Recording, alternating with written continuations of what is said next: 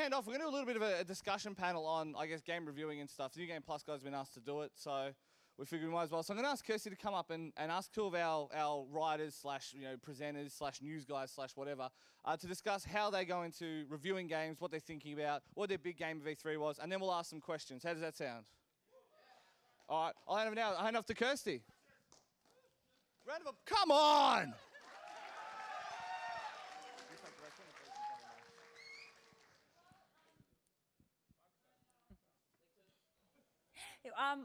Beautiful, they're on. Yeah, so as Jason said, one of the kind of common questions we get is obviously reviews. Now, on New Game Plus, reviews are our bread and butter. We tend to focus on reviews, and it is one of the, I guess, more harder jobs that we do. So I'm going to invite two of our reviewers from the show onto the stage right now. We've got Donald and Jamie.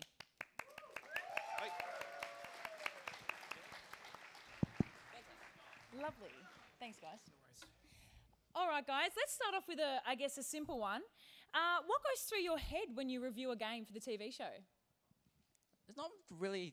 I could go into detail and then try and talk about the technical details, how I'm going to write it up, what kind of themes I'm going to do. But basically, what I go into a game, I just think, will I enjoy it? Is it fun? Is it going to affect me in some sort of deep way?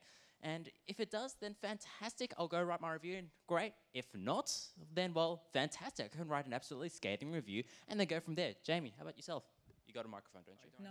You see my microphone here? No? Speak up, then. Children, please. Thank you. Awesome.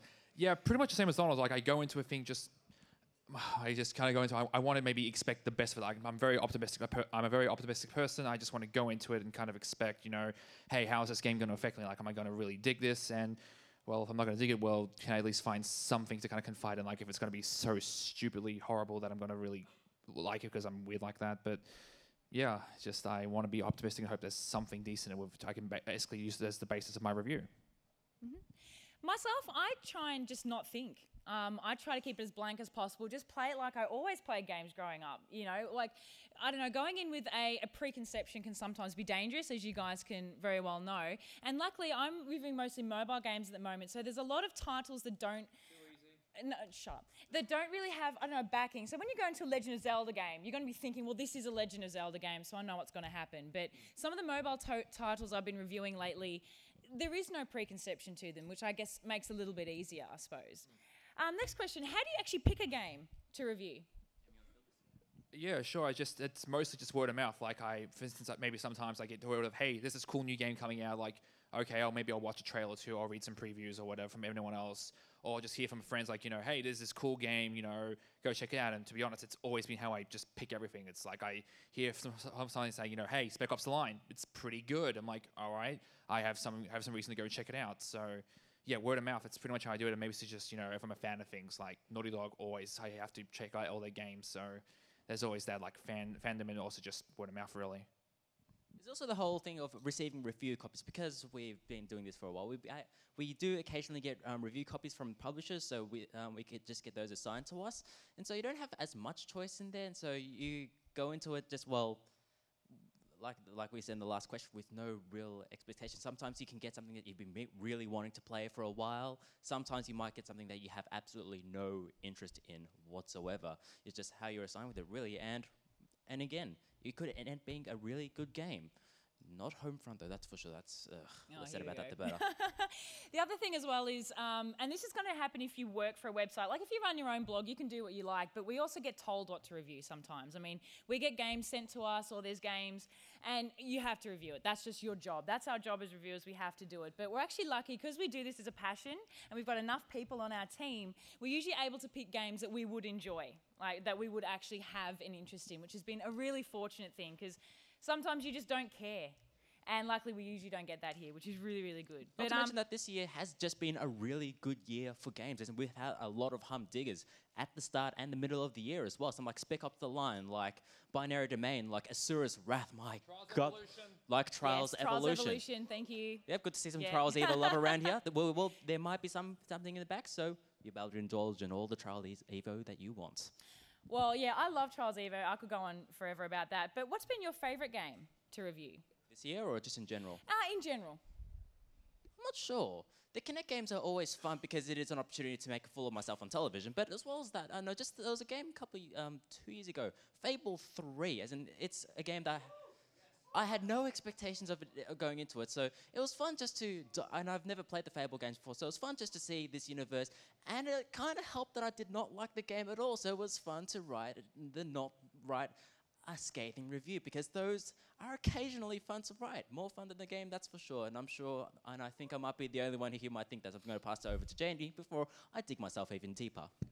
I really was surprised by my favorite review probably I've done is actually Skate 3, because I am not really the biggest fan of kind of recent skateboarding games, just because I grew up on Tony Hawk, much like a lot of kind of our generation, but yeah, just going into being like, okay, I'm going to play this. I'm going to make, because I've played the other games in the past, sure, just everything about it just kind of clicked. It's just this weird thing where I'm just skating around. It just really clicked with me. Like, it's a weird thing to say, but it's one of those things where you play it and you understand it, and it comes so naturally. It's really hard to put into words, so you have to forgive me. Well, how do you actually, write a review or structure a review? How do I write it? Well, I just get a game. I take notes, not so much kind of hey, this is awesome or this is not so awesome. Just stuff that's notable. Like, for instance, I'm walking, just stuff I do in the game. I just take notes. Maybe I'll capture it, I'll video capture it, stuff like that. Just something I can remember. Just like, okay, this is something memorable. This is not something maybe not so memorable. Just I use it as a basis of just writing everything, and then I just distill it from now. Mm-hmm. I'm in the same field as Jamie is. And I occasionally take notes for games if I have a pen and paper in front of me, but a lot of the time, if something is memorable and worth talking about, you're gonna remember it throughout the entire game. And when you're writing a review, it's gonna stick out. So, and ultimately, the most interesting points are the ones that you will want to be writing about. So ultimately, yeah, I sort of just try and recall my memories of the game, how I felt this time, what moments stuck out, what moments were disappointing and lackluster, and then just go from there, really. Mm-hmm. So what do you guys think makes a good or a bad review? Well, I'll say with a bad review is that honestly, you get the game, like as simple as that. Like, it's a simple concept, but you have to understand, like, I won't mention the outlet in particular, but there was a review for one of the Football Manager games, which the guy was playing it clearly didn't understand that this was a football management game, not so much, hey, this is like FIFA where I can kind of play the game and do some light management, and gave it like a 2 out of 10, I think, which you got to understand, like, well, you completely missed the point of the game, why am I reading this? This is completely stupid, Incidentally, there have been quite a few bad review tropes that have been getting better recently, but for the, say, early to mid 2000s, you were kind of not the best. And you had long, winding, 4-page long reviews that were just essentially instruction manuals. They were like paragraphs dedicated just to how to press A to jump or something like that. And give me a hands up if any of these words ring a bell. 7 out of 10. Yep. For a while there, every review was 7 out of 10. This game is great. I love it. 7 out of 10. I hate it. This game's the worst. 7 out of 10. There's one notable instance I recall for Blur, actually, the game that we were playing earlier. There was one website where they were talking about the game's audio. They described it as completely forgettable and unmemorable. 7 out of 10. So that's not exactly good review writing. But really, and we're getting a lot better nowadays where everyone's starting to consider writing as, well, not entertainment, but really very much a way of getting your opinion out there, of getting your voice out to the reading public. So people are very much distinguishing themselves in their reviews, highlighting their personality, and maybe even throwing it through jokes in there, or even some deep, meaningful thoughts, or whatever. So just to wrap it up before we open it up to the floor for any questions, what are some tips that you could give to people who are new to reviewing or who would like to go into reviewing games, be that written or on TV? I guess probably the first thing is to basically just make sure you are confident in your writing. Like, be sure that you're right. Just keep writing. Just keep trying to understand. Okay, how can I improve on this? Like, get people to take a look at it. Get your friends to look at it. Post it online if you have to. And also, just on that point, it's just basically make sure you know how to deal with criticism, because believe it or not, you're going to get attacked. You're not going to please everybody. Simple as that.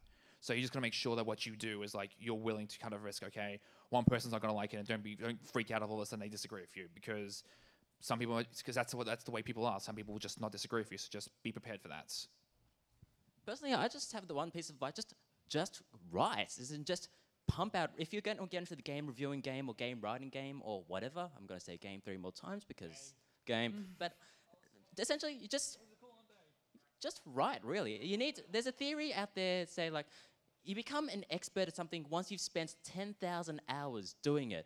And ultimately that is just about getting started, writing a couple of reviews, trying to figure out your voice, trying to figure out your writing style, and learning how to write a review, how to get the process down, and essentially just get better and better as you go along. Even if you're writing to yourself or writing on a WordPress blog that maybe 3 people will read. The fact is you're getting the experience out there, and those 3 people are still reading your review. So that gives me a little warms and fuzzies inside. Guys, also, one I want to add is be passionate about it. Like, have energy, have character. There's nothing worse than reading the same stagnant review of Blur or of, Red Dead Redemption, where it's all just the same words. Be creative with your writing. As these guys have said, keep practicing. And it is so easy to publish on the internet nowadays. Everyone has a website. Everyone has a Facebook. You can easily just write and practice and build it up from there. I mean, that's how we started. That's how many different blogs have started.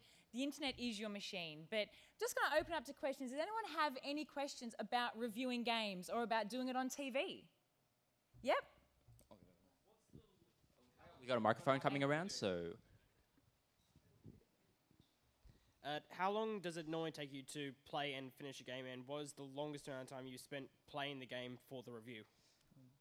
First off, I mentioned Fable 3 before. I think my in-game clock was about maybe 30 hours or something like that, because that is quite the lengthy RPG.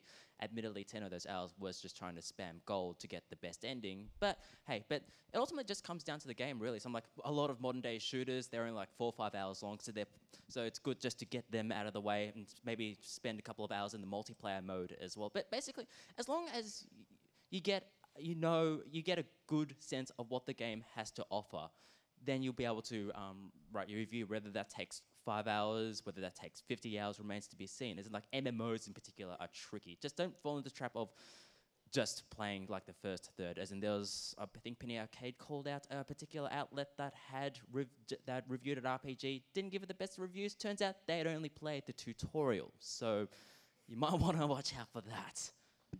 Well, pretty much just the same thing. Like when I review a game, I try to get as much as I can in. I mean, sometimes if it's a game that's just stupidly long, I have a deadline, like maybe I won't be able to finish it. I'll have like maybe 75, 80% of the game done. And that's, to me, is good enough. I mean, granted, I want to try and finish every game I can, but just, with all these other commitments I have, like, real life, social commitments. Real life, whatever. Hey, it's a You're thing. not committed enough, It's a man. thing. That's it. Sorry, you're off the team. Yeah, terrible. That's all right. I'll go for my own blog and do all these other things. Whatever. Yeah, look, generally, great thing about a lot of games nowadays, they're kind of short, like, 10 hours, 10, 15 hours at most. Like, you can crack a review done maybe in my time, like a week. That's as much as it normally takes me, like, to maybe kind of get everything, like, beat the game, kind of write the review, that kind of thing, yeah. Next question. Hi. You mentioned about how to improve your game reviewing skills and so on. How do you get yourself out in the world of reviewers? How do you get yourself recognized? Twitter. No. Don't say that. I'm gonna cut in there. It's true, though. If he says Twitter, stay off it. Idiot. No, Yeah, it is yeah, absolutely It is true, though. Stay off it. We're on it because we have There to are be. plenty of tools on the internet Google Plus to do that. Master Race. Don't say Google Plus. Sit down. Well, Answer the question properly now. just start a Pinterest account. That's all of the cool people Don't do nowadays do. Pinterest. Yeah, lol, Tumblr. Check out my diaspora account. Maybe two It's people really and get hard that. to actually answer that question because there's so many avenues you can get on. I mean, obviously, Twitter is only 140 characters, so there's very limited you can do. If you do a game review in 140 characters, I will not be held responsible for the bodily harm you come to. Yes, fair enough. I guess it is. You just have to start somewhere. I mean, if you know people, so if you follow someone or if you're friends with someone, that can sometimes help. But it's literally just building that body of work. So starting small, getting bigger. Attending gaming events. Trust me, the games industry is all about networking. It's all about who you know. So if you start to make friends with these developers, make friends with people on TV shows, they can help get your exposure up as well. Particularly community-based organisations like New Game Plus. We're all about helping all of you guys get better in your gaming. And plus as well, there are some alternative avenues to that. Just go out there, and let's put it this way. My start in the game, in this game reviewing game, was on community radio. I started doing a 15-minute games wrap up on the Student Youth Network's breakfast show, which then I eventually took to a full hour-long program that I did for 20 weeks or so, and then eventually that's how it got better by Jason and Co here. So there are many ways to get your name out there. It's just about looking for them, really. And as well, and like what these other guys said, just building up that body of content and just keeping on practicing. Any other questions? Yep, right. Oh, hang on. Oh, hang on. I think we've got one more at the back and then we'll come to you. How often do you think games are better on a certain platform compared to another platform? Well, Doesn't really make a difference. I mean, maybe like 3 or 4 years ago, there was a noticeable difference, but nowadays... Xbox is better than PlayStation. Don't do that. Ignoring the fangirl for a moment here. Oh, whatever. Oh, I'm not a fangirl. PC I'm owns Nintendo, you. so I'm the least fangirl. Whatevs. Nowadays... Okay, now we're just going to divide ourselves No, and I start... think there is a bigger difference. I think there's just as much a difference simply because the platforms have gotten wider. I mean, mobile. You can't really compare a mobile game to a console game, so it's really, really hard to judge that. And even on, say, the console, on consoles versus PC, because that's going to come up at some point, a lot of, PC games are being developed around the console experience. Some like your Call of Duty, a lot of first-person shooters doing this at the moment. Battlefield is really the first, one of the more recent ones to sort of diverge and have its own PC experience, what with the battle log and the shiny graphics. My God, they're shiny. Next question. The guy in front. When you do your scathing reviews, do you do it along the lines of the angry video game nerd? No. When I do like a scathing review, it's always... Maybe it's just my style of humor, but I don't really like kind of, angry, swearing, and throwing diarrhea at people. To me, that's not funny. That's just stupid.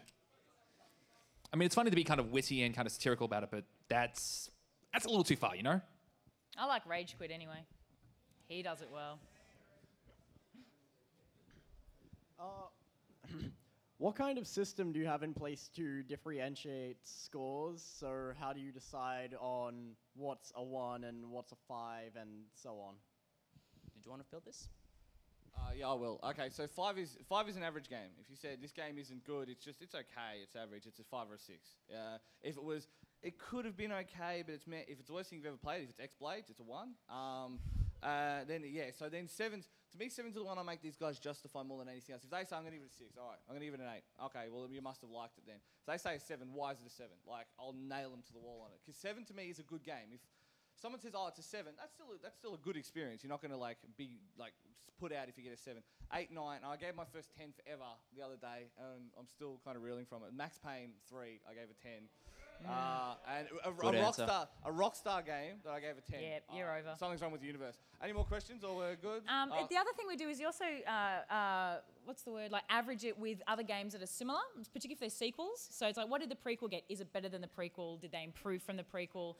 And also games in the genre as well. But it can get very difficult at times, so it is just about kind of mediating with the other people we work with. One more piece of advice as well. Make sure the words in your review match the number that you're going to give it. Don't do that example that I said before, average everything 7 out of 10.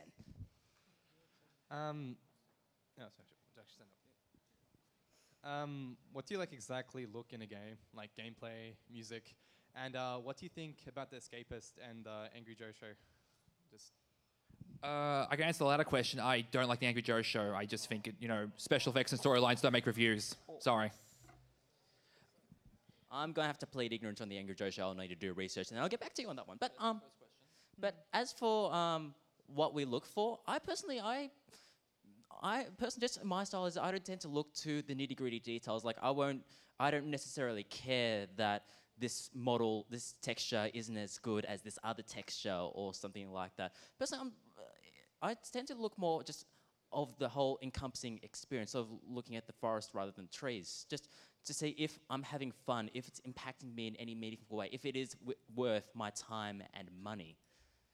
Graphics, music, and sound, those individual elements all combine to form the whole video game. And if it all works in synergy like it does with Max Payne 3, it's great. But if one element's broken, then it still might not detract from the game, from the fact that I'm just having fun. I think that's the important part. I mean, I like zero punctuation. Yahtzee's a pretty cool guy. Yeah, I see a few fists in the air. And I think he's got his place, you know. There is a place for someone who just is bitter and twisted and angry and cynical about video games, just to kind of point out the certain flaws that exist. But on the same level, there's plenty of other video game review areas where they look for the good in the games as well. So it's all about creating that balance. And what I look for, personally, is just an engaging experience. So does the gameplay work? Like, how much time do I lose to these games? How much time do I forget in these games? Because technically, if I'm losing 8 hours in blocks because I'm too engrossed in playing this game, then the game is doing its job correctly. Even in mobile games, I sunk 6 hours into a mobile game the other day and I've gone, man, that's 6 hours gone.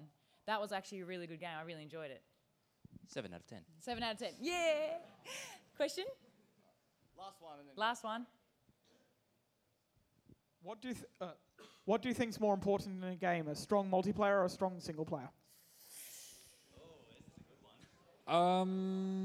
Single player. I don't play a lot of multiplayer games. It has to be something really, really, really, really, really, really, really compelling, because otherwise, to me, like I can't play shooters now because they're all the same. Like everyone is just using the Call of Duty 4 model. Like it has to be something like on that level to kind of just innovative for the first time to blow me away. Like otherwise, single play for me. Depends on the genre, really. I tend to lean towards single player for the more narrative games, something like your Max Payne 3s and the like. But for your Call of Duties, your Battlefields, where single player, it's just window dressing. Yeah, then you're going to focus more on the multiplayer. It's fighting games as well. It's all about. It ultimately just comes down to what game you're playing and what the developers want to do. Whether they want to push out a fully fleshed multiplayer experience, or they just want to do something just to add a bullet point to the back of the box. Yeah, Trials Evolution is a perfect game. That's it. It Seconded. was perfect single player, has perfect multiplayer. But we're going to wrap that up, guys. Just like to thank Jamie and Donald for joining me on the panel today. Big round of applause. Thank you. Thank you. And I'm also just letting you know, guys, that there was a point to this panel in that New Game Plus is actually filming student reviews starting from Monday down in the Rotunda. So if you're interested in getting your review filmed and possibly screened on TV, made available on the internet for you to share with all your friends over Facebook and not Twitter, then come and see one of us down the back at the booth. Yes, no Twitter. And we'll let you know some more information, so starting Monday. But thanks very much, guys. I'll hand it back to Jason. Enjoy your time. Thanks very much, guys.